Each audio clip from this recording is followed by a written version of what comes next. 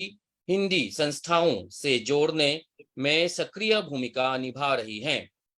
हर उम्र और हर क्षेत्र से जुड़े हुए हिंदी प्रेमियों के मध्य एक सूत्र बनकर विश्व हिंदी सचिवालय की सक्रियता एवं कार्यकुशलता को आप प्रमाणित कर रही हैं। स्वागत भाषण के लिए मंच पर आपका स्वागत है डॉक्टर माधुरी रामधारी जी। धन्यवाद डॉक्टर काशीनाथ जी। कार्यक्रम की अध्यक्षता कर रहे चीन के क्वांटम विदेशी भाषा विश्वविद्यालय के असिस्टेंट प्रोफेसर डॉक्टर विवेक मणि त्रिपाठी जी, विश्व हिंदी सचिवालय के उप महासचिव डॉक्टर शुभंकर मिश्र जी, हिंदी से प्यार है के संस्थापक श्री अनूप भार्गव जी, न्यूजीलैंड से श्रीमती हिमानी मिश्र जी, थाईलैंड से श्रीमती शिखा रस्तोगी जी, स्वीडन से श्री डेविड डायमंड जी, थाईलैंड से कुमारी पवरिशा सिठोंगकम जी और न्यूजीलैंड से श्री ओम चंद्रा जी।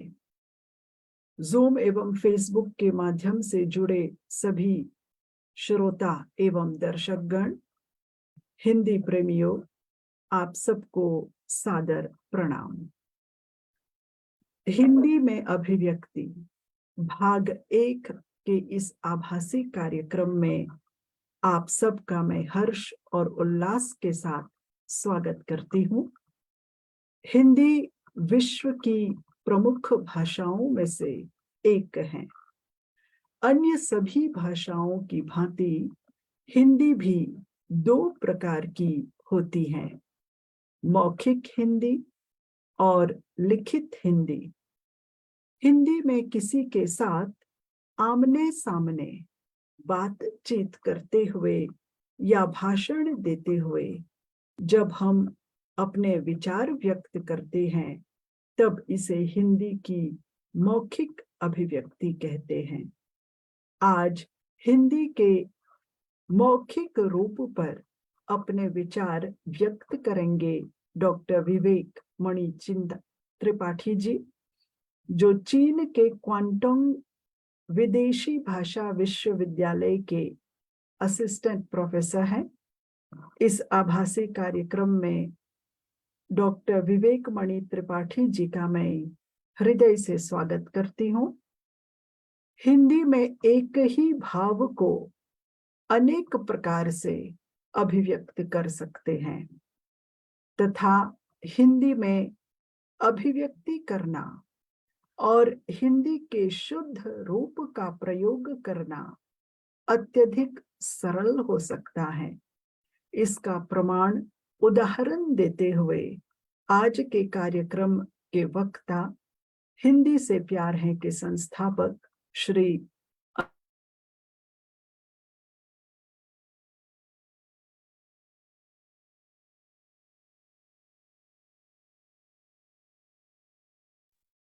आपकी आवाज अनूप भार्गव जी प्रस्तुत करेंगे। हाँ, ठीक है, आ रही है आवाज? जी, अब आ रही है जी। विषय प्रवर्तन न्यूजीलैंड से श्रीमती हिमानी मिश्र जी करेंगी। आप साउथलैंड हिंदी पाठशाला में अध्यापिका हैं। छात्रों को आप हिंदी में उच्चारण, शब्द प्रयोग, वाक्य गठन और अर्थों का प्रयोग कैसे कराती हैं, इसकी ओर आप संकेत करेंगी। श्रीमती हिमानी मिश्र जी का भी मैं स्वागत करती हूँ। समापन अभ्युक्ति थाईलैंड से श्रीमती शिखा रस्तोगी जी करेंगी। आप विश्व हिंदी सचिवालय के कार्यों में दिल से सहयोग प्रदान कर रही हैं। श्रीमती शिखा रस्तोगी जी का स्वागत है, अभिनंदन है। हमारे सहयोगी विश्व हिंदी सचिवालय के उप महासचिव डॉक्टर शुभंकर मिश्र जी भी जुड़े हैं, उनका भी मैं स्वागत करती हूँ। खुशी की बात है कि अलग अलग देशों के हिंदी अध्येता आज के आभासी कार्यक्रम में अलग अलग विषयों पर अपनी अभिव्यक्ति करेंगे। यह अभिव्यक्ति हिंदी में होगी। स्वीडन से श्री डेविड डायमंड जी, थाईलैंड से कुमारी पबरिशा सिथोंगखम जी और न्यूजीलैंड से श्री ओम चंद्रा जी का मैं विशेष स्वागत करती हूँ। और जूम एवं फेसबुक से जुड़े सभी श्रोताओं एवं दर्शकों का स्वागत है। इस मंच पर जितने भी सम्माननीय अतिथिगण जुड़े हैं और हिंदी प्रेमी जुड़े हैं, आप सबका स्वागत है, अभिनंदन है, धन्यवाद। दिल्ली का लाइव प्रोग्राम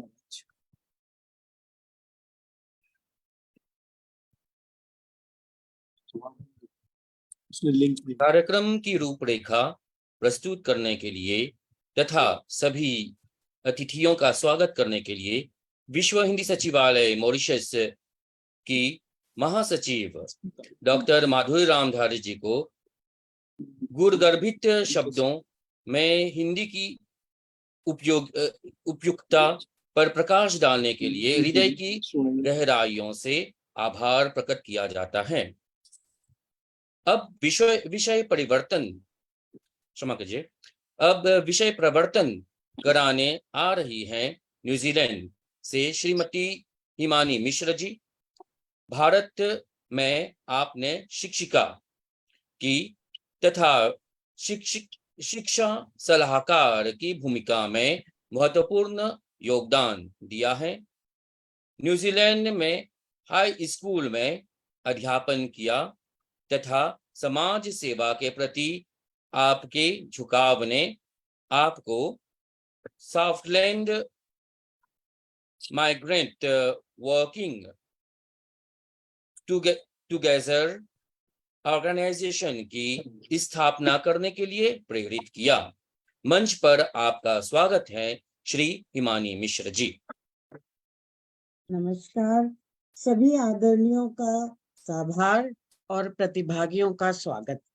ये बड़ा ही अच्छा मंच है हमारे बच्चों के लिए, जिसमें वो अपनी भाषा की अभिव्यक्ति का एक मंच समझ के अपने विचार रख सकते हैं। और हम लोग जो हम यहाँ पढ़ाते हैं वो भी हम आप लोगों के साथ शेयर करके हम ये कर सकते हैं कि जो हम यहाँ कर रहे हैं अगर उसे उचित समझते हैं तो आप वो चीजें अडॉप्ट करके उसे भी अपने तरीके से अपना सकते हैं। पढ़ना, लिखना, बोलना और सुनना भाषा को अभिव्यक्त करने के 4 मूलभूत कौशल हैं। आप मजबूत नींव के बिना घर नहीं बना सकते। ठीक है, अगर आप चाहते हैं कि घर हर मौसम में सीधा रहे। इसी तरह भाषा भी इन 4 नींवों का निर्माण किए बिना आप इनकी अभिव्यक्ति पूर्ण नहीं कर सकते और पूर्ण वक्ता नहीं बन सकते। अभिव्यक्ति जोड़े साथ साथ चलते हैं। जैसे जब आप पढ़ या सुन रहे होते हैं तो आप एक भाषा ग्रहण कर रहे होते हैं। इसे हम इनपुट कहते हैं। इनपुट केवल हिंदी पढ़ने और हिंदी सुनने की गतिविधि को संदर्भित करता है। यदि आप अच्छी तरह से हिंदी सीखना चाहते हैं तो आपको बहुत सारे इनपुट की आवश्यकता होगी। यह हिंदी सीखने का सबसे महत्वपूर्ण पहलू है। अच्छी तरह से हिंदी सीखने के लिए आपको बहुत अधिक इनपुट की आवश्यकता होती है। उसी तरह जब आप लिख या बोल रहे हैं तो आप एक भाषा का निर्माण कर रहे हैं। इसे हम आउटपुट कहते हैं या आउटपुट कहा जा सकता है। आउटपुट का तात्पर्य हिंदी बोलने और लिखने से है। किसी भी आउटपुट का उत्पादन करने से पहले आपको बहुत अधिक इनपुट की आवश्यकता होगी।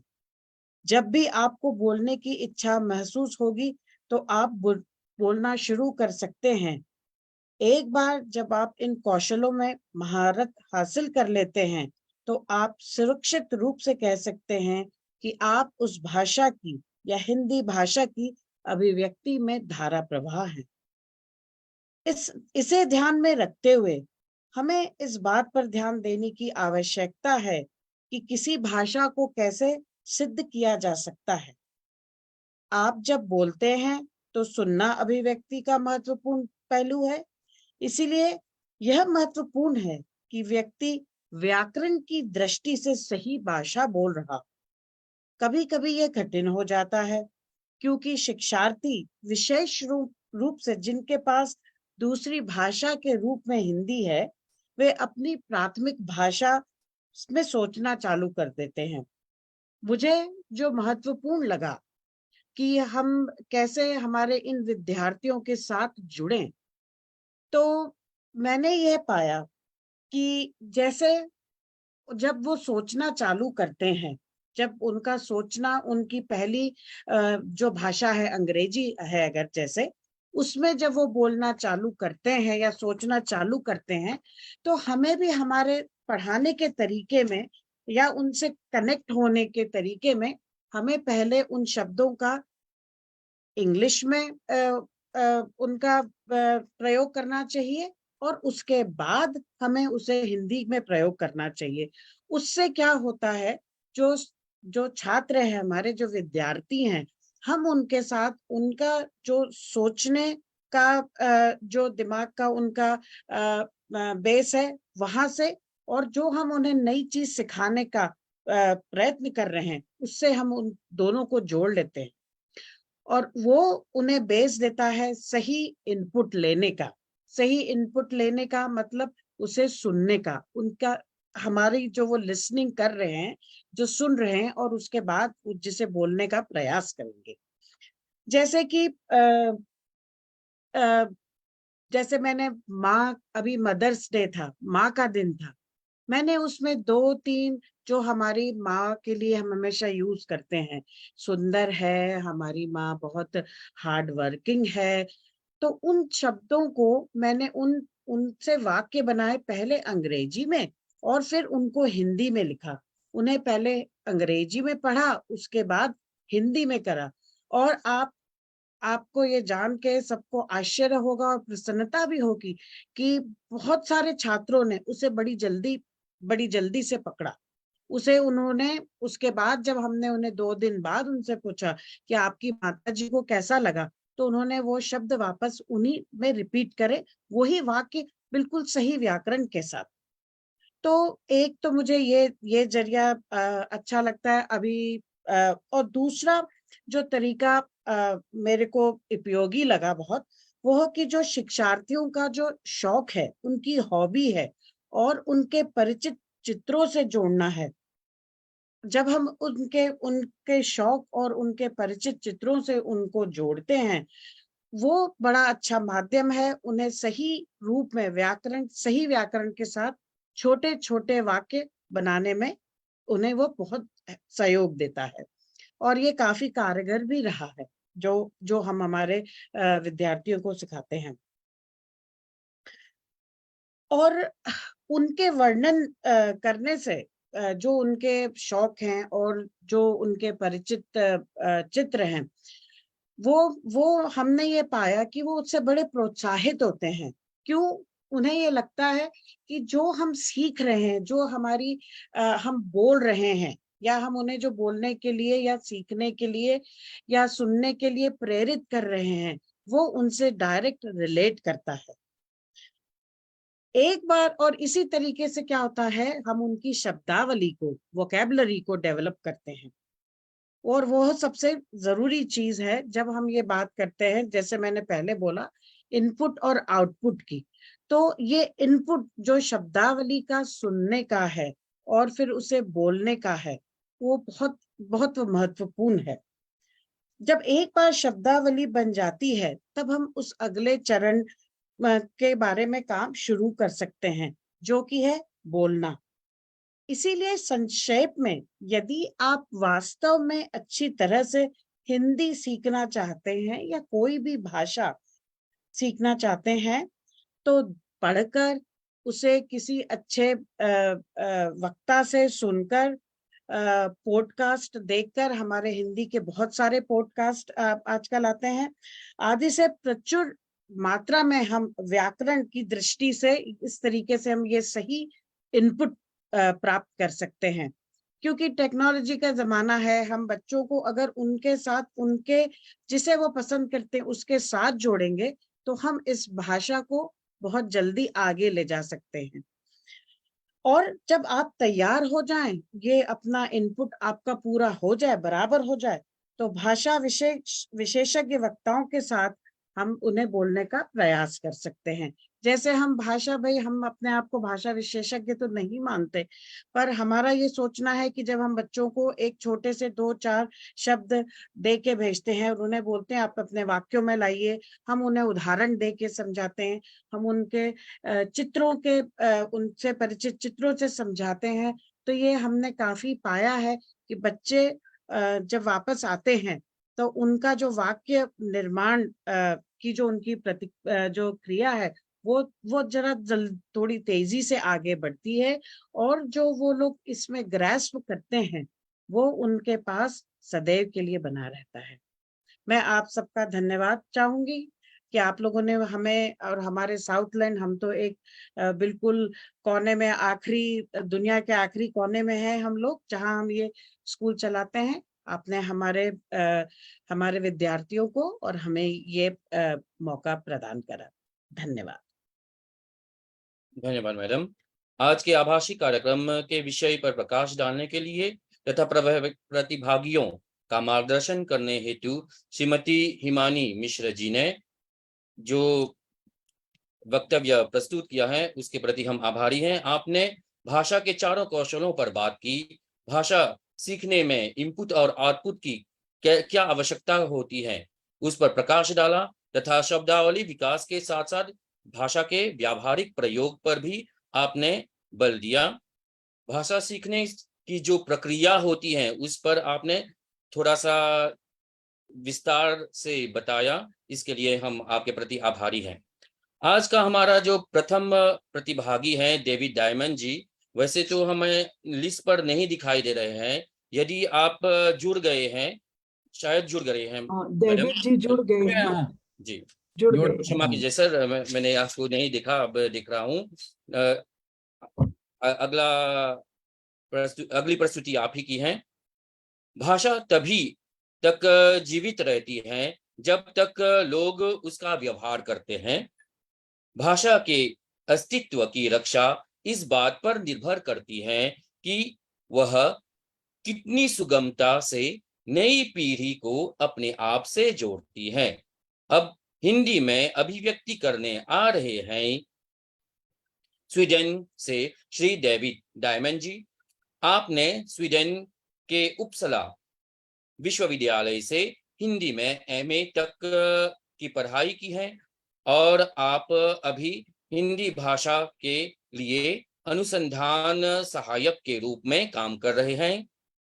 श्री डेविड डायमंड जी, मंच पर आपका स्वागत है। धन्यवाद जी, और धन्यवाद सबसे पहले डॉक्टर मधुरी रमदारे इस मौके के लिए देने के लिए। मुझे बहुत खुशी हुई इस मौके के लिए, और अब सब लोग मिलने यहाँ पे।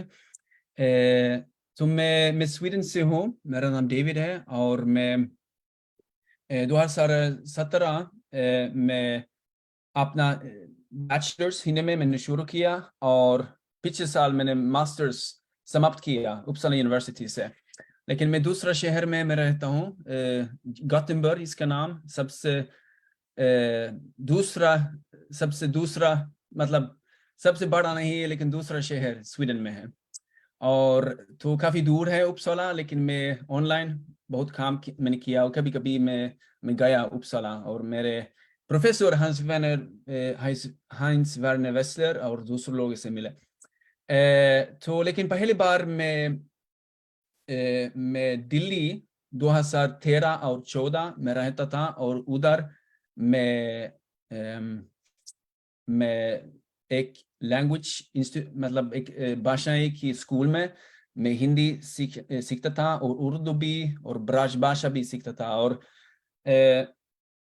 दरअसल मैं इस समय भी इस स्कूल में ही, तो मैं बुनियादी हिंदी मतलब व्याकरण वगैरह मैंने सिखाना भी शुरू किया। और तो मैंने सोचा कि मैं दिल्ली के बारे में मैं कुछ बताया, क्योंकि मैं दिल्ली मेरा मैं कह सकता हूँ कि दिल्ली मेरा सर्वप्रिय शहर है, बस भारत में नहीं पर सारी दुनिया में है। तो मैं 1.5 साल उधर रहता था। लेकिन सबसे पहले मैं बताना चाहता हूँ कि मेरे जहाँ पे मैं पत्नी के साथ और 3 बच्चे, 3 छोटे बच्चे, 3 लड़की हमारा है यहाँ पे। ठीक है, तो पहला मैं दिल्ली इस तरह मैंने लिखा कि फरवरी महीना, भारत की वसंत, 2 पहाड़ डालें, आसमान पर लेटा हुआ लाल सूरज, एक हल्का ज़मीर, लोधी लोधी उद्यान में भटकता हुआ, शांति खामोशी, शायद कुछ आवाज आती है रास्ते, लेकिन जरूर लेकिन शांति खामोशी, और ये मेरे लिए दिल्ली है, यो मेरा सर्वप्रिय शहर है। और मेरे सम्मोहन दिल्ली के लिए एक शब्द सहीर करें, और ये परत है, लेयर्स, परत। तो ऐतिहासिक मामले में को लेकर दिल्ली जैसे कई शहर हैं, एक शहर में ही होते हैं। ये पुरानी दिल्ली के बाजार जो मुगल के जमाने के हैं, या दक्षिण दिल्ली का कुतुब मीनार, या ब्रिटिश राज के जमाने से नई दिल्ली, इसमें इंडिया गेट, राष्ट्रपति भवन और राजपथ, इसका नाम अभी कर्तव्य पथ है। और मुझे लगता है ये से भिन्न भिन्न सामान्य और शहर एक साथ मौजूद होते हैं, एक शहर में है, और ये मेरे लिए बहुत दिल्ली के लिए सम्मोहन है। तो जब मैं दिल्ली में रहता था तो पहले 6 महीने में मैं साउथ एक्सटेंशन में एक पंजाबी परिवार के घर में ठहरता था, और इस इलाके के सामने वाले बाग एक ऐसा पोश 21वीं शताब्दी का बाजार है। लेकिन पर जब मैं कॉलोनी के अंदर घूम रहा था तो 20वीं शताब्दी वाली इमारतें के आसपास मुझे अलग अलग दिल्ली सल्तनत या लोधी जमाने के ऐतिहासिक स्थल मिले, जैसे दरिया खान का मकबरा वगैरह। तो ये मेरे लिए बहुत दिलचस्प देखना कि इस आधुनिक शहर के अंदर साथ साथ बहुत पुराने इमारतें हम देख सकते हैं। जैसे हम देख सकते हैं कि एक पुराना शहर बीच आधुनिक शहर है, तो ये बहुत दिलचस्प है। तो मेरे देश के नगरों और इलाकों के मकान ज्यादातर वर्गाकार हैं, आधुनिक और व्यवहार उपयोगी इमारतें हैं, पर उनमें जैसे कोई जीव नहीं है। पर दिल्ली और भारत में सचमुच अलग है। मेरे अनुभव से उसके मतलब दिल्ली का मकान, रास्ते और इलाके जैसे जीवित है, अलग अलग रंगों और आकारों से बने हुए हैं। तो मेरे चलते चलते मुझे बहुत दिलचस्प लगता है। तो मुझे याद है जब मैं पहली बार दिल्ली और भारत पहुंच गया तो मैं 21 साल का था और बहुत जवान था। तो हम कुछ लोग साथ साथ जा रहे थे। तो हम पहले 2 हफ्ते हरगंज में नई दिल्ली रेलवे स्टेशन के निकट ठहरे। तो मेरे लिए इस समय एक नया और अलग दुनिया खुल गई थी। ये मैं पहली बार यूरोप के बाहर गया, तो बहुत दिलचस्प था मेरे लिए। और इस जगह में और इस दुनिया में अनथीन रास्तों, मकानों और दुकानों की बुलबुलियां थी, जिसमें घूमना और देखना और खोज निकालना मुझे बहुत पसंद था। और लगभग 10 साल इसके बाद जब मैं दिल्ली में रहता था, जैसे मैंने बताया, तो तब भी दिल्ली की रास्तों गांटों के लिए मुझे बहुत अच्छा लगा, बहुत भटकना, नए इलाके, नए लोगों से मिला, और क्योंकि हर जगह में नई दृष्टि, विशेष इमारतें और नए अनुभव हैं। तो अंत में मैं कहना चाहता हूँ कि मुझे लगता है कि दिल्ली में पूरे हिंदुस्तान में सम्मिलित है, और ना सिर्फ वर्तमान हिंदुस्तान मध्यकाल आदिकाल भी सब कुछ, जैसे हर भाषाएं, संस्कृतियां और अलग अलग लोगों जो हिंदुस्तान के सारे कोने से आए हुए हैं, वो एक जगह में इकट्ठे हुए हैं। तो ये दिल्ली पूरे भारत के एक प्रतिबिंब है, हम शायद कह सकते हैं। और मैं कहना चाहता हूँ कि शायद हम कह सकते हैं कि दिल्ली जैसे भारत का दिल है। ये मेरा अनुभव है। ठीक है, तो धन्यवाद इस मौके के लिए। और मैं बहुत खुशी हूँ आपसे सब लोगों से मिले। धन्यवाद। आपने अपनी अनुभूतियों को हमारे सामने रखा। बहुत सुंदर शब्दों में और सारगर्भित शब्दों में आपने दिल्ली का वर्णन किया। हिंदी में अभिव्यक्ति पर आपने महत्वपूर्ण विचार प्रकट किए। इसके लिए श्री डेविड डायमंड जी, आपको धन्यवाद। धन्यवाद। प्रसिद्ध भाषाविद भोलानाथ तिवारी ने भाषा की परिभाषा देते हुए कहा है कि भाषा यादृच्छिक ध्वनि चिन्हों का समूह होती है। इससे भाषा के विकास में व्यक्ति और समाज दोनों की महत्वपूर्ण भूमिका रहती है। व्यक्ति जब भाषा का शुद्ध व्याकरणिक प्रयोग करता है, तभी भाषा का प्रचार प्रसार हो पाता है। दूसरी ओर अन्य भाषा भाषियों के संसर्ग में से समाज के स्तर पर भाषा नया रूप अपनाती है। हिंदी भाषा में चयनित विषय पर अभिव्यक्ति करने आ रही है थाईलैंड से सुश्री पवरिशा श्रीथोंगकम जी। आप थाई भारत सांस्कृतिक आश्रम से हिंदी पढ़ती हैं और आपका हिंदी भाषा तथा भारतीय संस्कृति के प्रति विशेष प्रेम है। श्री पवरिशा श्रीथोंगकम जी, आपका स्वागत है। माननीय प्रधान विश्व हिंदी सचिवालय मॉरिशस जी, सबको मेरा नमस्कार। मेरा नाम पवरिशा है। मैं थाई भारत सांस्कृतिक आश्रम बैंकॉक में हिंदी की छात्रा हूँ। मैं भारत के बारे जानना चाहती हूँ। भारत बड़ा देश है, परंतु किसी देश के बारे जानने के लिए जरूरी है कि उस देश की भाषा को जाने। इसलिए मैं हिंदी सीख रही हूँ। मैं विश्व हिंदी सचिवालय मॉरिशस का धन्यवाद करती हूँ। इन्होंने मुझे आज यहाँ कुछ कहने का अवसर दिया है। मैं आपको भारत की बैसाखी और जिसे थाईलैंड में हम संक्रांत बैसाखी या चल उत्सव कहते हैं, इसके बारे बताती हूँ। संक्रांत, बैसाखी, चल उत्सव। संक्रांत दिन को थाईलैंड में नए साल के रूप में मनाया जाता है। इस दिन सारे परिवार को इकट्ठे होते और एक दूसरे को मिलने का मौका मिलता है। इसके अलग अलग शहरों में जो लोग बैंकॉक में काम करते हैं, वे बैसाखी उत्सव को मनाने के लिए वापस अपना अपना घरों को जाते हैं। इन दिनों सारा बैंकॉक खाली लगता है।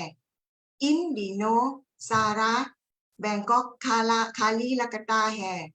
यह उत्सव 13 अप्रैल को होता है और सारे थाईलैंड में बड़ी धूमधाम से मनाया जाता है।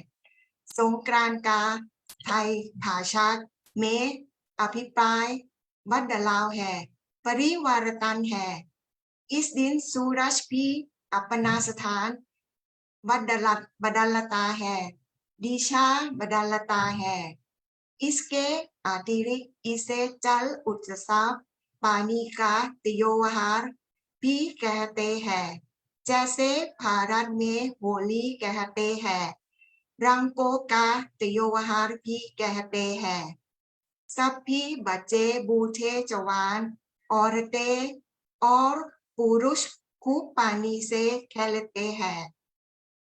उनका विश्वास है कि यह पानी सभी पापों को धो देता है, मिट देता है। ललाई चक्रे मिट जाते हैं और हम फिर मित्र बन जाते हैं।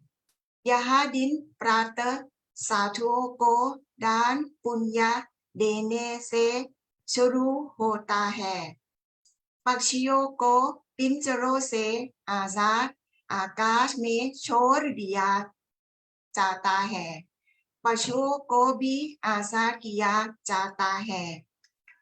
इस दिन लोग अपने बुजुर्गों का आदर सत्कार करते हैं। उनके हाथों में खुशबू से युक्त सेंट और साफ पानी डालते हैं, प्रणाम करते हैं। इसके बदले वे उन्हें खुशी खुशी आशीर्वाद देते हैं। दोपहर के बाद भगवान बुद्ध की मूर्ति पर पवित्र जल फूलों के साथ जलाते हैं। ये उत्सव सारे थाईलैंड में जगह-जगह बड़ी धूमधाम से मनाया जाता है। सबका धन्यवाद।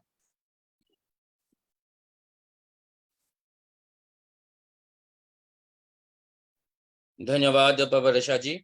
आपने बैसाखी उत्सव थाईलैंड में कैसे मनाया जाता है तथा उसकी विशेषताओं पर प्रकाश डाला।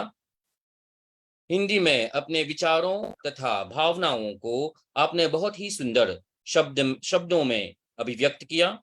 इसके लिए आपका बहुत बहुत धन्यवाद।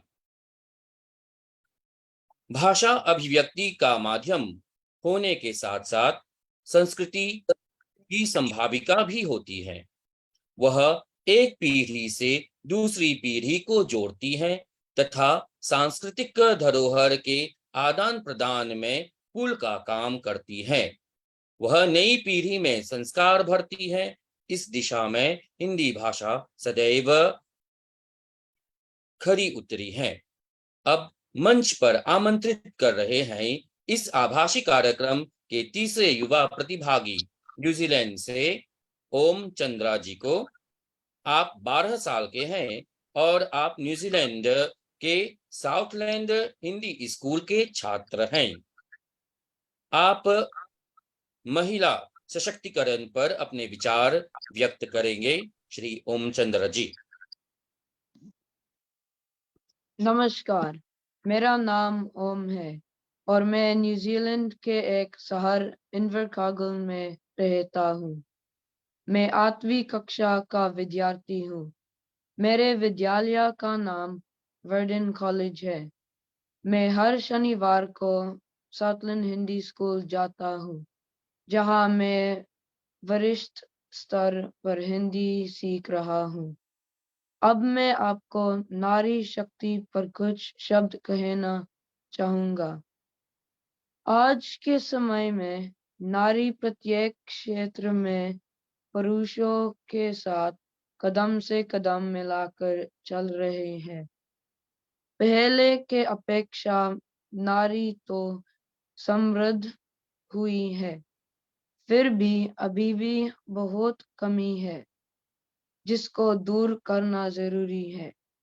अभी भी नारी के बारे में अगर कोई फैसला लेना हो तो उसके माता पिता भाई या उसका पति के द्वारा ही लिया जाता है। आज भी रोज नारी के शोषण की खबरें अखबार में पढ़ने को मिल जाती है। हमारे भारतीय समाज में नारी को देवी का रूप माना जाता है। हमें जन्म देने वाली एक नारी ही होती है। एक नारी ही हमारी माँ, बहन, बेटी और पत्नी होती है। नारी को त्याग की मूर्ति भी कहा जाता है।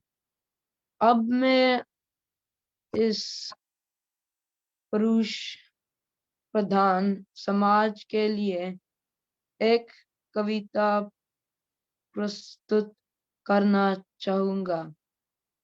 कौन कहता है कि नारी कमजोर होती है? आज भी उसके हाथ में अपने सारे घर को चलाने की दौड़ होती है। वो तो दफ्तर भी जाती है और अपने घर परिवार को भी संभालती है। एक बार नारी की जिंदगी जीको तो देखो, अपने पुरुषार्थ पर सवाल उठाएगा। अब हौसला बन तू उस नारी का जिसने मुश्किल सह के भी हमेशा तेरा साथ दिया। तेरी जिम्मेदारी का बोझ भी खुशी से तेरे संग बांट लिया। चाहती तो वो भी कह देती मुझसे नहीं होता, पर वो तो नारी है। सारे दुखों को अपने में समेटते हैं। उसकी सक्षमता क्या किसी ने काफी है? हाँ वो तो नारी है, हाँ वो तो नारी है। धन्यवाद। धन्यवाद मुझे इस मंच पर आने का अवसर देने के लिए। आप सभी को मेरा नमस्कार। धन्यवाद ओमचंद्र जी। आपने नारी शक्ति पर बहुत सुंदर विचार प्रकट किए हैं। पुरुष प्रधान समाज में नारी की जो विडंबना की स्थिति बनी हुई है, उसमें सुधार लाने की आवश्यकता है। लोगों की मानसिकता में सुधार लाने की आवश्यकता है। इस पर अगर हम सब सोचकर सब एक साथ कदम बढ़ाएंगे तो हो सकता है कि एक दिन जो आप सोच रहे हैं, जो हम सब सोचते हैं, एक स्वर्ग की स्थापना करने के लिए इस संसार में, वह हो पाएगी। अब हिंदी देववाणी संस्कृत की पुत्री है। यह भारत की महान सभ्यता से जुड़ने का तार है। हिंदी में शिष्टता, शालीनता और सभ्य व्यवहार है। अब हमें हिंदी भाषा की अभिव्यक्ति कुशलता के विषय में बताने आ रहे हैं आज के वक्ता श्री अनूप भार्गव जी। आपने अमेरिका में रहकर हिंदी से प्यार है संगठन की स्थापना की है। यह संगठन हिंदी के प्रचार प्रसार में अभूतपूर्व और सक्रिय भूमिका निभा रही है। आइए इस कर्मठ हिंदी सेवी से हिंदी की अभिव्यक्ति पर इनका वक्तव्य सुनते हैं। श्री अनूप भार्गव जी, मंच पर आपका स्वागत है। धन्यवाद सोमदत्त जी। मैं विश्व हिंदी सचिवालय का आभारी हूं इस श्रृंखला को शुरू करने के लिए और मुझे इसमें बोलने का अवसर देने के लिए। मैं अपनी बात बहुत बहुत संक्षेप में कहूंगा क्योंकि मैं एक कविता पढ़ना चाहता हूं जो भाषा के प्रयोग से संबंधित है। संक्षेप में मैं 2-3 बातें कहना चाहूंगा। पहली बात तो ये कि भाषा को सरल रखिए। भाषा आपके शब्द ज्ञान का प्रदर्शन नहीं है। भाषा का सिर्फ एक उद्देश्य है, अपनी बात को सही तरीके से सरल शब्दों में कहा जाए। अभिव्यक्ति अधिक महत्वपूर्ण है। आपके बड़े बड़े शब्दों का प्रयोग या उनका ज्ञान इतना महत्व नहीं रखता। दूसरी बात जो मैं इसके विपरीत लगेगी, लेकिन मैं कहना चाहता हूं कि भाषा आपके शब्द ज्ञान का प्रदर्शन नहीं है, लेकिन सही शब्द का प्रयोग करना भी उतना ही महत्वपूर्ण है जितना कि आपकी अभिव्यक्ति। जब हम भाषा की बात करते हैं तो हमें कई बार लगता है कि एक ही शब्द के लिए, एक ही भाव के लिए हमारे पास बहुत से शब्द हैं, है ना। लेकिन आपको ध्यान रखना होगा कि वो सभी शब्द, यद्यपि उन्हें समानार्थक शब्द कहा जाए, लेकिन वो एक ही शब्द नहीं है, उनमें बहुत बारीक सा अंतर होता है। उदाहरण के तौर पे पांव के लिए अगर मैं कहूं पद, पग, पांव, पैर, पाद या चरण, इनमें एक महीन सा अंतर है, और अगर आप इस अंतर को समझेंगे तो आप सही शब्द का प्रयोग करेंगे और आपकी अभिव्यक्ति बेहतर हो पाएगी, है ना। तो इसका ध्यान रखना जरूरी है। एक बात और मैं कहना चाहूंगा कि अभिव्यक्ति महत्वपूर्ण है, लेकिन यदि अगर आप किसी विशेष विधा में बात कर रहे हैं, उदाहरण के तौर पे अगर आप कविता की बात कर रहे हैं, कविता में बात कर रहे हैं, तो सिर्फ आपकी अभिव्यक्ति ही नहीं, आपको उसके व्याकरण का भी ध्यान रखना पड़ेगा। कविता की बात लें तो कविता में भी बहुत सी विधाएं होती हैं। दोहा होता है, हाइकू होता है, नवगीत होता है, गजल होती है। तो यदि आप इन विधाओं में बात कर रहे हैं तो आपको जरूरी हो जाता है कि आप इसका व्याकरण भी सीखें, है ना। तो एक ये बात ध्यान में रखनी होगी। एक बात और कि शब्दों का सही प्रयोग तो महत्वपूर्ण है ही, लेकिन जब आप किसी विशेष विधा की बात करते हैं, विशेषकर कविता की बात करते हैं, तो कुछ बातें अलंकार के माध्यम से भी कही जाती हैं, और अलंकारों का प्रयोग जो है वो भाषा को सुंदर बनाता है, आपकी अभिव्यक्ति को सुंदर बनाता है, उसे मीठा बनाता है, और कई बार कम शब्दों में बहुत बड़ी बात कह देता है। तो उसको भी आप सीखने का प्रयास करें, है ना। तो यही बात मुझे कहनी थी। अब मैं अपना जो वक्तव्य है वो मैं अपने प्रिय कवि कुंवर नारायण जी की एक छोटी सी कविता के साथ करना चाहूंगा, जिसमें उन्होंने भाषा के प्रयोग की बात की है। तो कुंवर नारायण जी कहते हैं कि बात सीधी थी, पर एक बार भाषा के चक्कर में जरा टेढ़ी फंस गई। उसे पाने की कोशिश में भाषा को उल्टा पलटा, तोड़ा मरोड़ा, घुमाया फिराया कि बात या तो बने या फिर भाषा से बाहर आए। लेकिन इससे भाषा के साथ साथ बात और भी पेचीदा होती गई। सारी मुश्किल को धैर्य से समझे बिना मैं पेच को खोलने के बजाय उसे बेतरह कसता चला जा रहा था, क्योंकि इस करतब पर मुझे साफ सुनाई दे रही थी तमाशबीनों की शाबाशी और वाह वाह। आखिर वही हुआ जिसका मुझे डर था, जोर जबरदस्ती से बात की चूड़ी मर गई और वो भाषा में बेकार घूमने लगी। हार कर मैंने उसे कील की तरह उसी जगह ठोक दिया, ऊपर से ठीक ठाक, पर अंदर से न तो उसमें कसाव था न उसमें ताकत। बात ने जो एक शरारती बच्चे की तरह मुझसे खेल रही थी, मुझे पसीना पोंछती देखकर पूछा, क्या तुमने भाषा को सहूलियत से बरतना कभी नहीं सीखा? तो बात इसी भाषा को सहूलियत से बरतने की है। आप जितना इसे समझ पाएंगे उतनी ही बेहतर अभिव्यक्ति दे पाएंगे। बहुत बहुत धन्यवाद।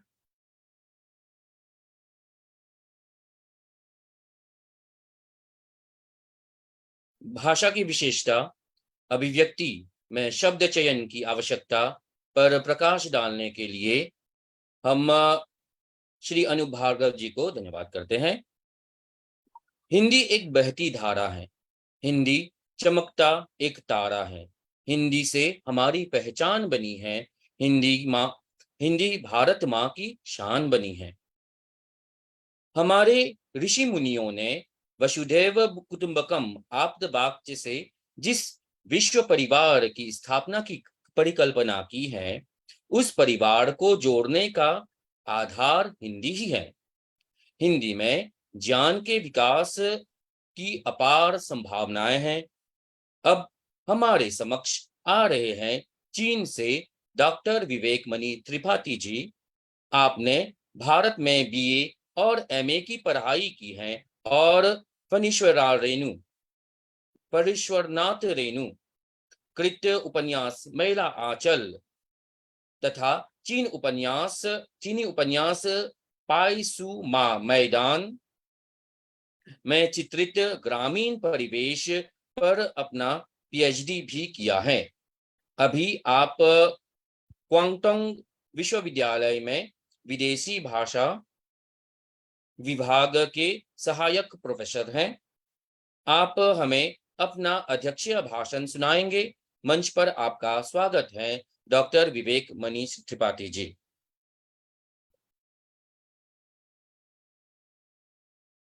विवेक जी आपका म्यूट है। जी अब ठीक है।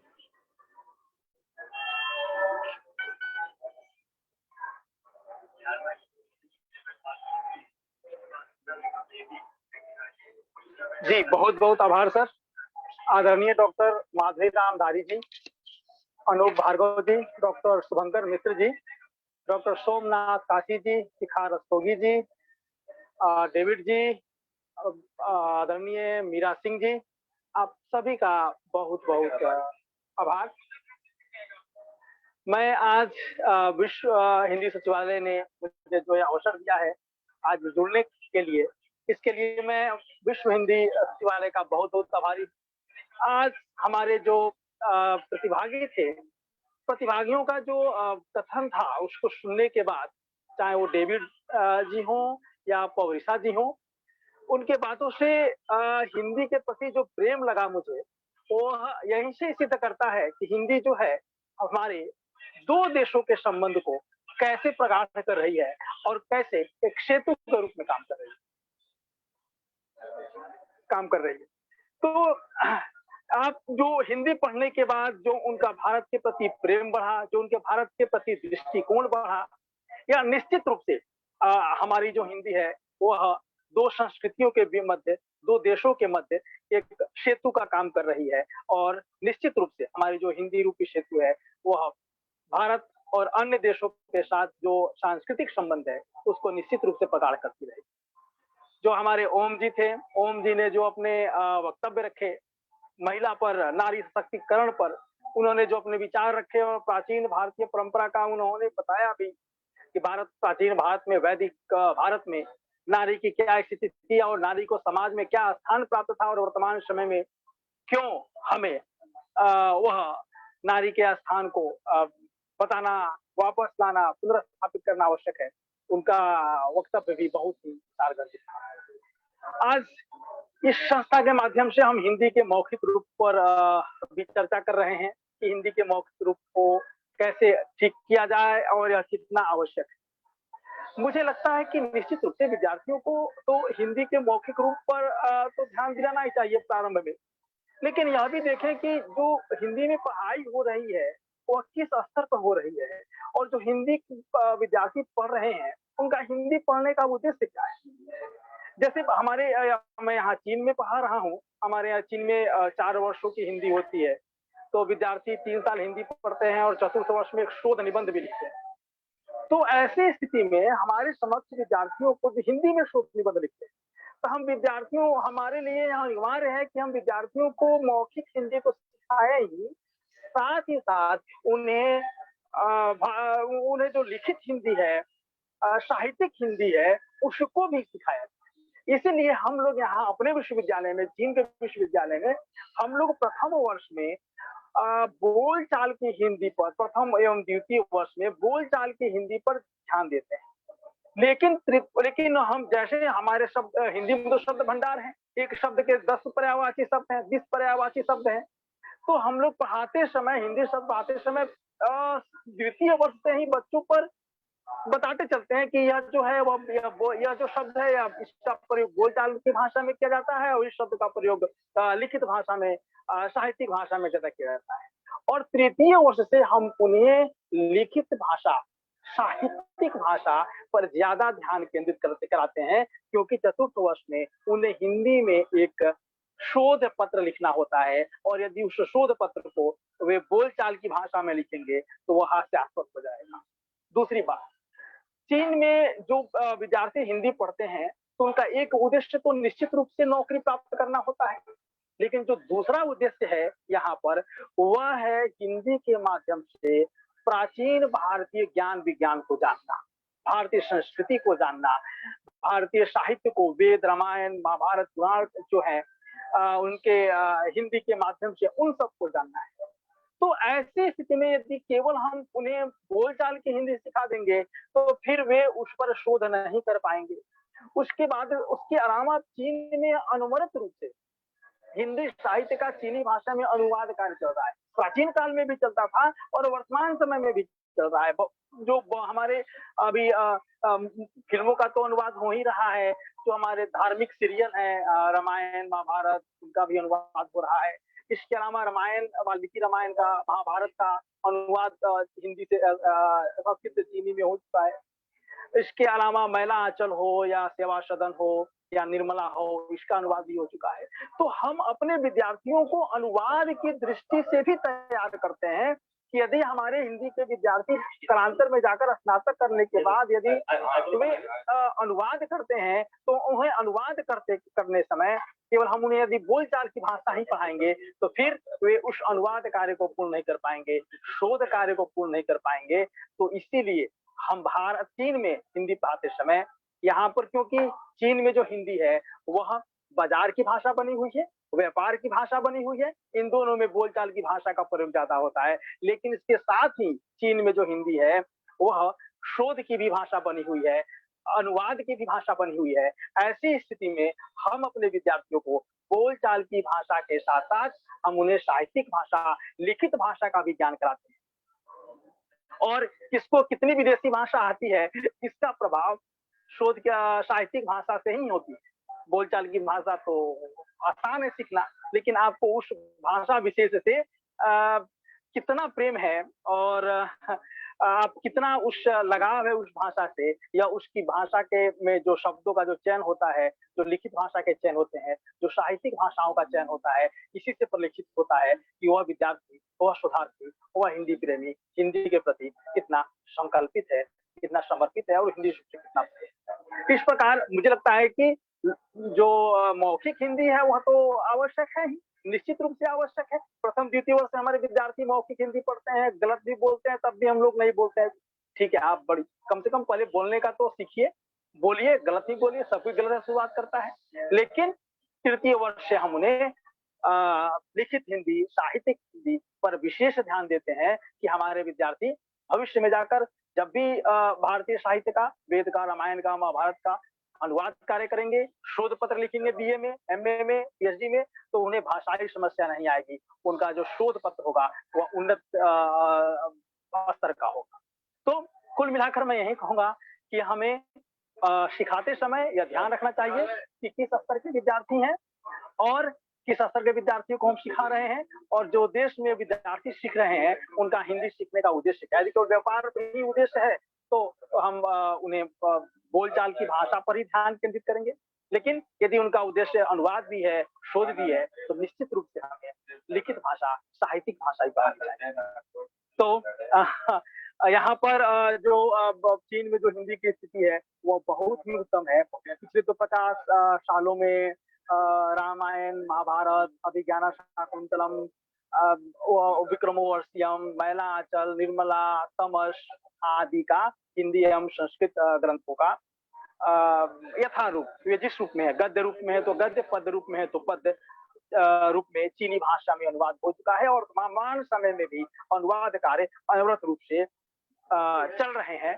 तो कुल मिलाकर मैं यही कहूंगा कि मौखिक भाषा निश्चित रूप से अनिवार्य है, लेकिन प्रारंभिक स्तर पर जैसे ही विद्यार्थी उच्च स्तर पर पढ़ना शुरू करेगा तो निश्चित रूप से हमें उसे साहित्यिक हिंदी का, लिखित हिंदी का, जो स्टैंडर्ड हिंदी हम लोग बोलते हैं, जिसमें तत्सम एवं तद्भव शब्दों की प्रधानता होती है, शुद्ध हिंदी की, जिसमें देशज एवं विदेशज शब्दों की प्रधानता नहीं होती है, तो तत्सम एवं तद्भव शब्दों की प्रधानता वाली हिंदी हम विद्यार्थियों को उच्च कक्षाओं में सिखाते हैं। बहुत बहुत आभार, आपने मुझे अवसर दिया।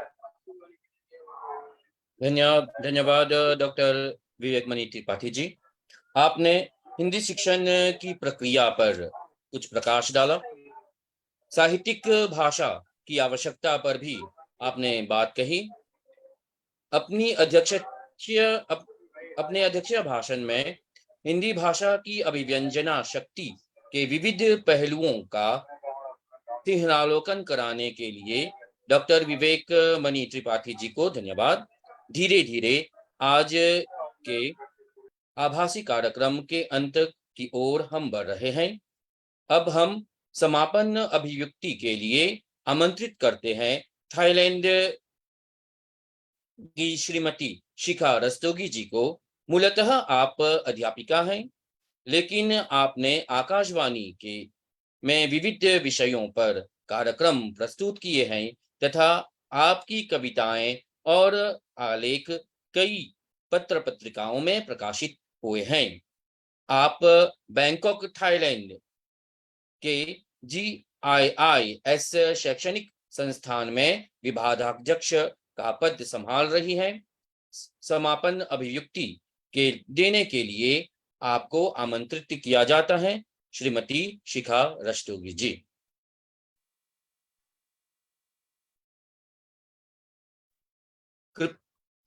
सर्वप्रथम मैं विश्व हिंदी सचिवालय द्वारा आयोजित हिंदी में अभिव्यक्ति श्रृंखला के भाग 1 की हार्दिक शुभकामनाएं और हार्दिक बधाई देती हूँ कि इन्होंने इतना सुंदर कार्यक्रम रखा है और उसके साथ ही विश्व के अनेक विद्यार्थियों को, अनेक हिंदी अध्यापकों को, अनेक हिंदी विज्ञों को इस कार्यक्रम से जोड़ रहे हैं। इसके लिए मैं विश्व हिंदी सचिवालय का तहे दिल से आभार व्यक्त करती हूँ।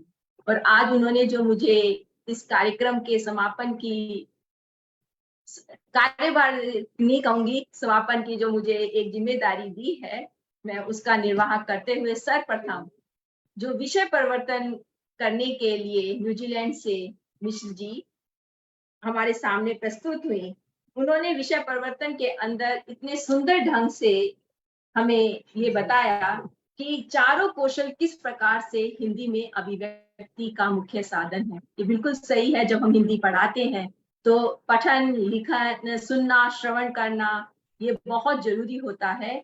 बिना अच्छे तरीके से श्रवण करके शब्दों के चयन के माध्यम से सुनना और लिखना और उसको पढ़ना, बोलना, ये चारों जो इसके कौशल है वो बहुत जरूरी है।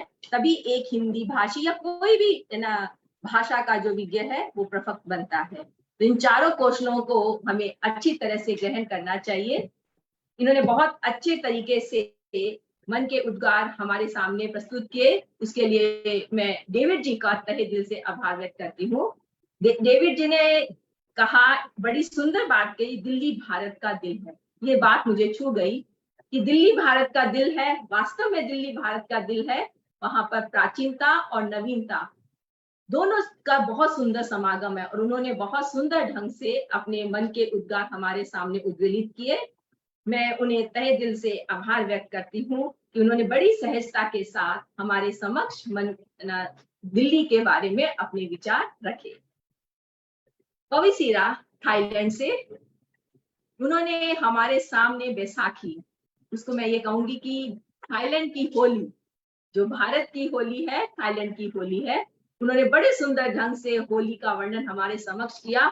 जैसे भारत में होली रंगों का त्योहार है, ऐसे ही थाईलैंड के अंदर होली पानी का त्योहार है, जल उत्सव है, जो बड़ी धूमधाम से मनाया जाता है। उन्होंने जो बात कही है, जैसे बैसाखी सूर्य की किरणें हमारे त्वचा को जलाती हैं, गर्मी पड़ती है और हम रंग डालते हैं, ऐसे ही थाईलैंड के अंदर अप्रैल महीने के अंदर ये बर्फ का त्योहार होता है, पानी का त्योहार होता है, गर्मी होती है, स्किन जल रही होती है और उस समय ये पानी से खेला जाता है। तो ये मकर संक्रांति, बैसाखी, सूरज का परिवर्तन होना, सूर्य का अपने स्थान से बदलाव आना, ये बहुत अच्छे ढंग से पविसीरा ने बताया। मैं उस पविसीरा को भी धन्यवाद व्यक्त करती हूँ। उसके बाद आज के जो संचालन कर रहे हैं सोमदत्त जी, बहुत सुंदर ढंग से संचालन कर रहे हैं।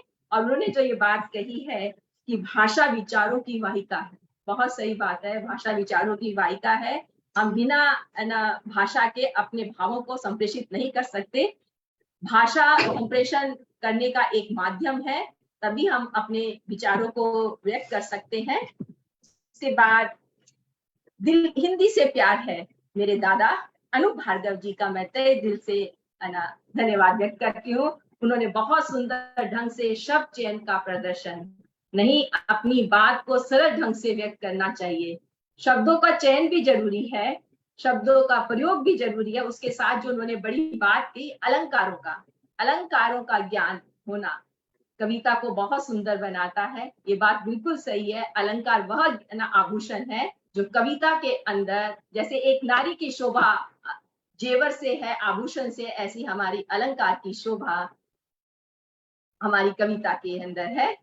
मैं एक प्यारे से नन्हे से ओम जी, जो केवल 12 साल के हैं और 8वीं क्लास में पढ़ रहे हैं न्यूजीलैंड से, मैं उनका बहुत दिल से धन्यवाद करती हूँ कि इतने छोटे, आज जहाँ पर बच्चे अंग्रेजी की तरफ भाग रहे हैं, वो हिंदी सीख रहे हैं। ऐसे बच्चों को हमें सामने लाना चाहिए और विश्व हिंदी सचिवालय इस मंच के माध्यम से ऐसे बच्चों को हमारे समक्ष ला रहा है। और ओम ने जो बात कही महिला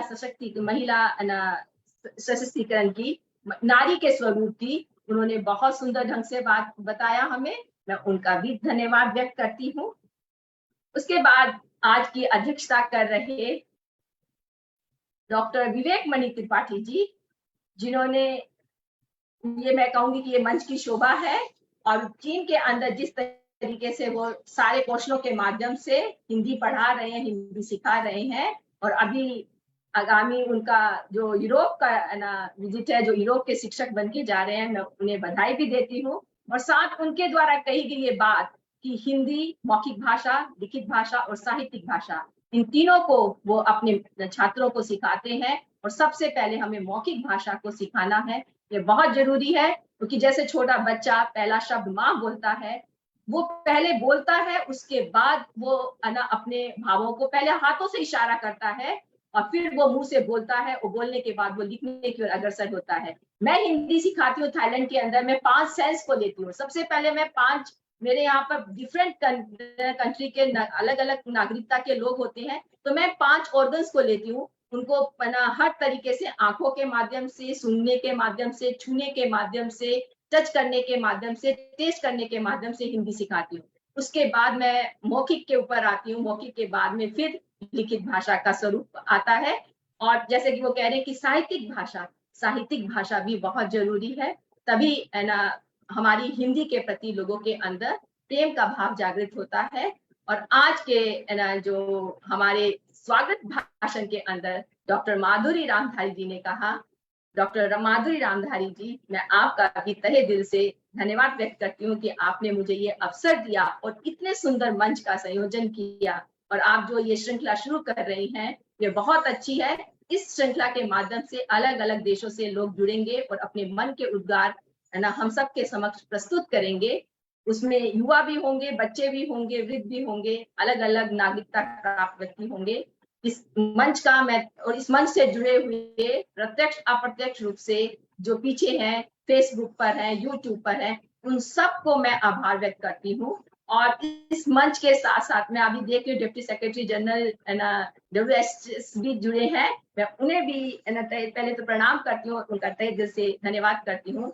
डॉक्टर मीरा सिंह जी अमेरिका से जुड़ी हुई हैं, मैं उन्हें भी आभार व्यक्त करके धन्यवाद करती हूँ कि उन्होंने अपना कीमती समय निकाला और बच्चों को उत्साह, और आज के जो प्रतिभागी थे उनको उत्साह दिया। इसके साथ ही जो इसकी तकनीकी टीम है, और तकनीकी टीम के साथ में जो इसके पीछे जो मीडिया है, उन सब का जो प्रत्यक्ष अप्रत्यक्ष से इसके साथ जुड़े हुए हैं, उन्हें तहे दिल से धन्यवाद देती हूँ। और मैं थोड़ा सा अपना वक्तव्य देना चाहूंगी, अगर माधुरी जी डॉक्टर सोमदत्त जी 1 मिनट का टाइम है। मैं अभिव्यक्ति के बारे में बताना चाहूंगी कि अभिव्यक्ति का माध्यम मौखिक विचारों का प्रवर्तन है। हम विचारों का संप्रेषण अभिव्यक्ति के माध्यम से करते हैं। ये जरूरी नहीं कि हम बोल के करें, हम अपने हाथों के इशारे से भी करते हैं। कई बार ऐसा होता है कि हमें भाषा नहीं आती, ये मेरा अनुभव है। मैं थाईलैंड में जब प्रथम बार गई, मुझे थाई भाषा नहीं आती थी, तब मैं हाथों के इशारे से, मुंह के इशारे से, आंखों के इशारे से बात करती थी और जो थाई लोग थे वो मेरी भाषा को समझ जाते थे। तो मैं ये कहना चाहूंगी कि जब हम भाषा सीखते हैं तो हमारे जो ये 5 ऑर्गन्स हैं वो इसके अंदर बहुत बड़ी अभिव्यक्ति का माध्यम बनते हैं। हम अपनी बात को दूसरे के माध्यम, कहते हैं ना कि आजकल तो इशारे भी बहुत चल गए हैं, बातें ना बिहारी जी कहते थे है ना, भरे भवन में करत है नैनन में ही बात। हाँ, भरे भवन में ना पहले ना नायक नायिका अपने मन की बात कर लेते थे, किसी को पता भी नहीं चलता था और सारी बात कहाँ सुनी ना आंखों ही आंखों में हो जाती थी, हाथों के इशारों से हो जाती थी। हम कर सकते हैं अपनी अभिव्यक्ति। तो सांकेतिक जो भाषा है वो प्रथम आती है और उसके बाद मैं कहूंगी कि मौखिक भाषा है। उसके अंदर हमें अपनी भाषा को, उसके शुद्ध रूप को संयोजना है और उसके बाद हमें बच्चों को लिखित भाषा की ओर करना है, क्योंकि आजकल बच्चे कंप्यूटर में काम करते हैं। कंप्यूटर में काम करने के लिए वो लिखना नहीं चाहते, उनसे कितना भी बोलो अपनी कविता लिखिए, वो बोल देंगे, लेकिन जब उनको लिखने की बात आएगी ना, कोई लिखने को तैयार नहीं होता, क्योंकि आजकल मीडिया ना, ये आर्टिफिशियल इंटेलिजेंस ने इतना अच्छा काम कर दिया है कि बोलते हैं और वो टाइप हो जाता है। वो कहते हैं मैडम बोल दिया है, टाइप हो गया, सामने टाइप हो जाता है, उनको लिखने की जरूरत ही नहीं होती। तो लिखित भाषा, ऐसा लगता है कि आने वाले समय में लिखित भाषा का जो स्वरूप है धीरे धीरे लुप्त होगा, क्योंकि हम भी आजकल ना बोलते हैं और टाइप, हमारे मैसेज टाइप हो जाते हैं। तो हमें अपनी अभिव्यक्ति को इतना सशक्त करना होगा कि हम अपनी बात को ना व्यक्त कर सके, और चाहे उसका स्वरूप मौखिक हो चाहे लिखित हो। तो मैं इसी शब्दों के साथ अपनी वाणी को विराम देना चाहूंगी और विश्व हिंदी सचिवालय का तहे दिल से आभार, धन्यवाद व्यक्त करूंगी। धन्यवाद।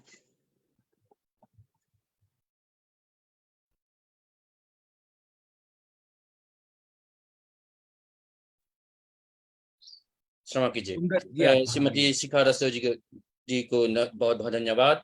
आपने हमारे सभी प्रतिभागियों और हमारे मंच पर उपस्थित सभी महानुभावों का स्वागत भी किया, उनका धन्यवाद भी किया, इसके लिए हम आपके प्रति आभारी हैं।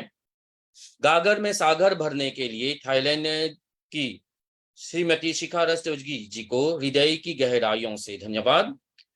आज संसार भर में जहां जहां भारतवंशी बसे हुए हैं, वहां वहां हिंदी के प्रचार प्रसार के लिए, हिंदी की सेवा में श्रद्धा भाव से कितने ही हिंदी प्रेमी लगे हुए हैं। विश्व मानचित्र पर हिंदी को सम्मान दिलाने के ध्येय को अपना प्रमुख लक्ष्य बनाकर चलने वाली एक ऐसी संस्था है जिसके योगदान को भुलाया नहीं जा सकता, वह है विश्व हिंदी सचिवालय। अब हमारे समक्ष आ रहे हैं विश्व हिंदी सचिवालय मॉरिशस के उप महासचिव डॉक्टर शुभंकर मिश्र जी। आपने भारत सरकार की कई हिंदी सेवी संस्थाओं के संचालन एवं विकास में महत्वपूर्ण भूमिका निभाई है। धन्यवाद ज्ञापन के लिए आपको मंच समर्पित करते हैं डॉक्टर शुभंकर मिश्र जी।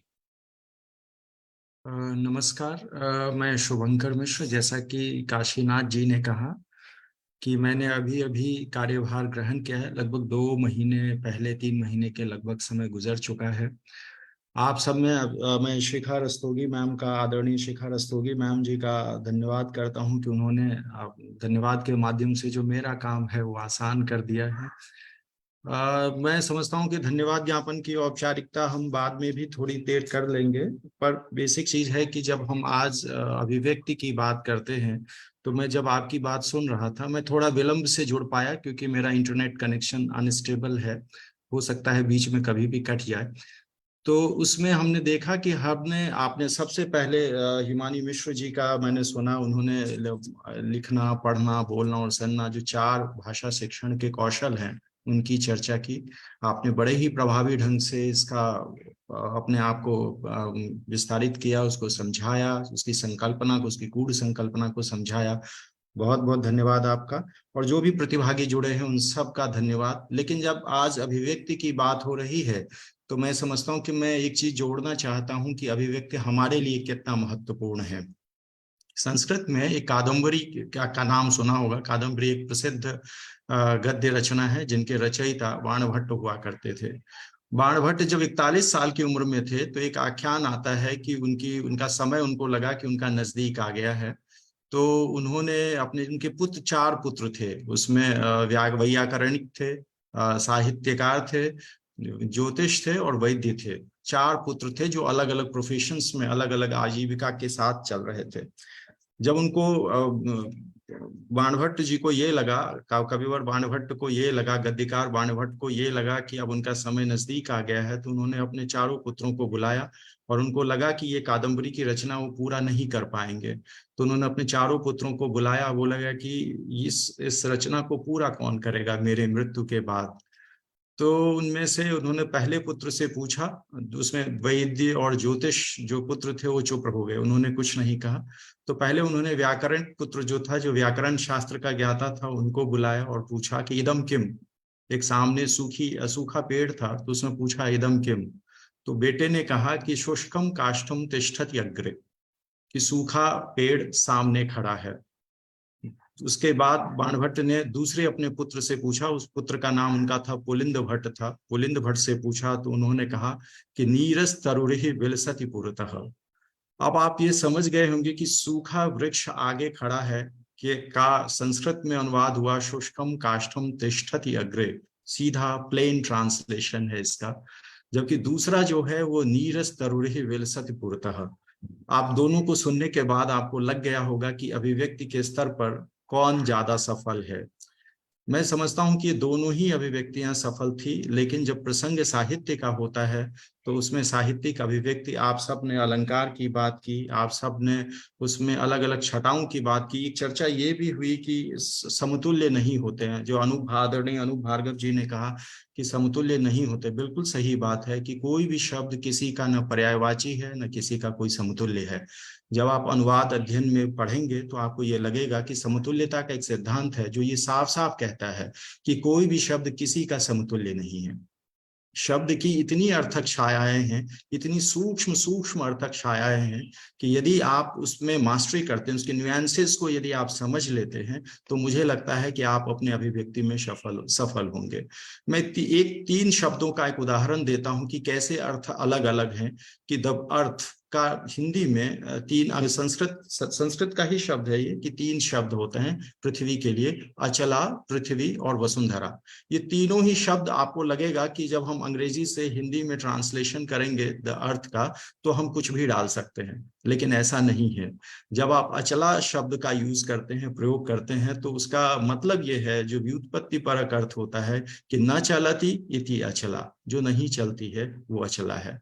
आपने विज्ञान पढ़ा होगा जिसमें एक भूकेंद्रीय निकाय हुआ करता था। आदरणीय अनूप भार्गव जी बताएंगे, आप विज्ञान के व्यक्ति हैं। तो भूकेंद्रीय निकाय में यही था कि पृथ्वी स्थिर है और चारों तरफ से उसके सामने में सूर्य उसके चारों केंद्र के चक्कर काटता है, भ्रमणशील होता है। तो ये तब की संकल्पना में कभी हमारे पूर्वजों ने बताया होगा कि पृथ्वी को अचला रखा। दूसरा एक उदाहरण था पृथ्वी। पृथ्वी जब हम दूर से देखते हैं तो हमें ये लगता है कि पृथ्वी समतल है, सपाट है, तो इसीलिए एक शब्द आया पृथ्वी। पृथ्वी का मतलब है पृथुनाथ इति पृथ्वी, जो फैली हुई है वो पृथ्वी है। उसके अलावा एक और शब्द था जो वसुंधरा शब्द आया। वसुंधरा का मतलब वसूनि धरती इति वसुंधरा, जो रत्नगर्भा के बारे में आपने सुना होगा कि बहुत सारा खनिज पदार्थ होते हैं पृथ्वी के नीचे, तो उसको वसुंधरा। मेरा ये कहना है कि तीनों शेड्स द अर्थ के लिए हैं तो, लेकिन ये तीनों बिल्कुल अलग अलग है। मैं समझता हूं कि जब आप किसी चीज के लिए अभिव्यक्ति के स्तर पर आते हैं, उसके न्यूएंसेस को समझते हैं, कि जहां मुझे पृथ्वी की दृढ़ता दिखाना हो, किसी बात में दृढ़ शब्दों का प्रयोग करना हो, तो हम वहां अचला शब्द का प्रयोग कर सकते हैं। जहां मुझे पृथ्वी के विस्तार, फैलाव की बात करना हो, उसकी मर्यादा और उसकी सीमाओं की बात करना हो, तो वहां हम पृथ्वी शब्द का उदाहरण का चयन कर सकते हैं। और जहां मुझे पृथ्वी को गुणों से भरपूर, गागर में सागर जैसे शब्दों की बात करनी हो, तो हम वहां पे वसुंधरा शब्द का प्रयोग कर सकते हैं।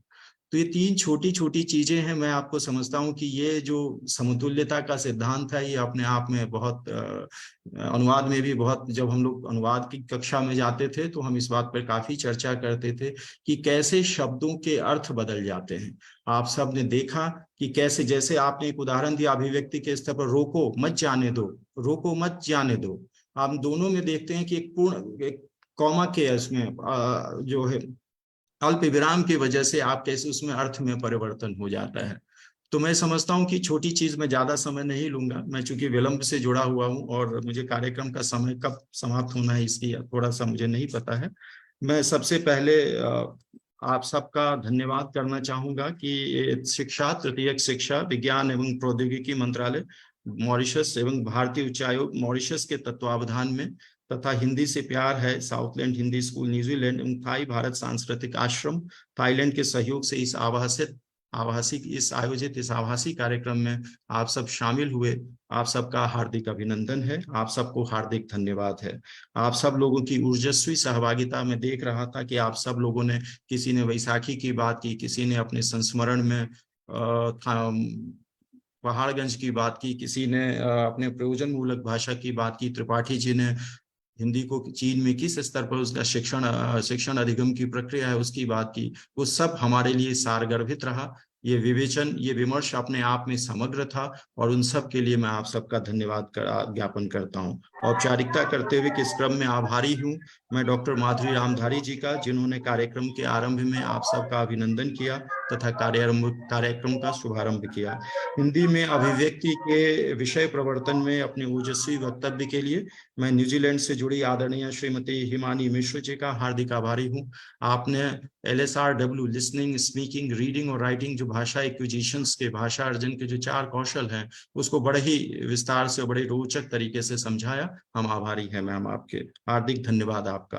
कार्यक्रम में प्रतिभागी के रूप में शामिल हुए स्वीडन के डेविस डायमंड जी को धन्यवाद। आपका पहाड़गंज का संस्मरण बहुत रोचक है। मैं स्वयं दिल्ली से संबंध रखता हूं और पहाड़गंज के शाम कभी हम, हमारा वो बाजार हुआ करता था, हम उसके आसपास रहा करते थे। तो वो जब आपने जो जिस तरह से चित्रण किया पहाड़गंज का, तो मुझे लगता है कि वो बहुत ही मर्मस्पर्शी था, बड़ा रोचक था। और आपको यदि कभी मौका मिलो तो पहाड़गंज पर एक बॉलीवुड की फिल्म भी बन चुकी है, आप जरूर देखिएगा उसको। आपका बहुत बहुत धन्यवाद। थाईलैंड से जुड़ी प्रतिभागी पवरिशा सिमोंगथोंग का आभार।